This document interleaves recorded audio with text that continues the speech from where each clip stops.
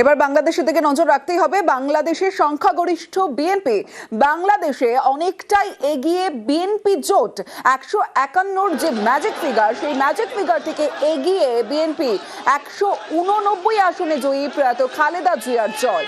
জামাত ছাত্র জোটের দখলে 69 আসন, 300 আসনের মধ্যে 299 আসনে গতকাল ভোট গ্রহণ হয়। পদ্মাপাড়ে বিএনপির পালে জোরালো হাওয়া। শেখ হাসিনা সরকারের পতনের পর প্রথম ভোট, আর ভোটে আওয়ামী লীগের অনুপস্থিতিতে বিএনপির জয়। 17 বছর পর দেশে ফিরে তারেক রহমানের বাজিমাত। জোড়া আসনে খালেদার ছেলে তারেক রহমানের জয়। আর ঢাকা 17 ও বগুড়া 6 আসনে জয়ী বিএনপির চেয়ারম্যান তারেক। খালেদার মৃত্যুতে সমবেদনার ভোট বিএনপির ঝুলিতে। জামাতের বিরুদ্ধে বাংলাদেশের রায়। বাংলাদেশের ভোটে জামাত ছাত্র জোটের লড়াই। বাংলাদেশে বিএনপি বনাম জামাত লড়াই।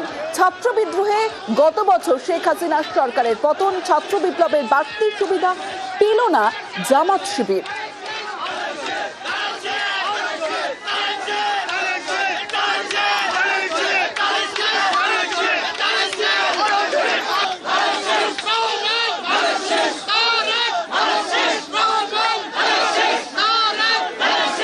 তারেককে অভিনন্দন জানিয়েছেন ভারতের প্রধানমন্ত্রী নরেন্দ্র মোদী। তারেক রহমানকে অভিনন্দন ভারতের প্রধানমন্ত্রীর।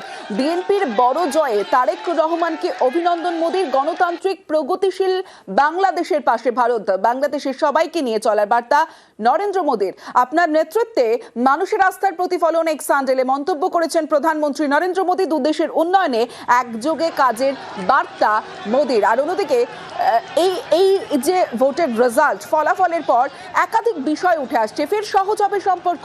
বিএনপির জয়ে ফিরবে ভারত বাংলাদেশের মৈত্রী।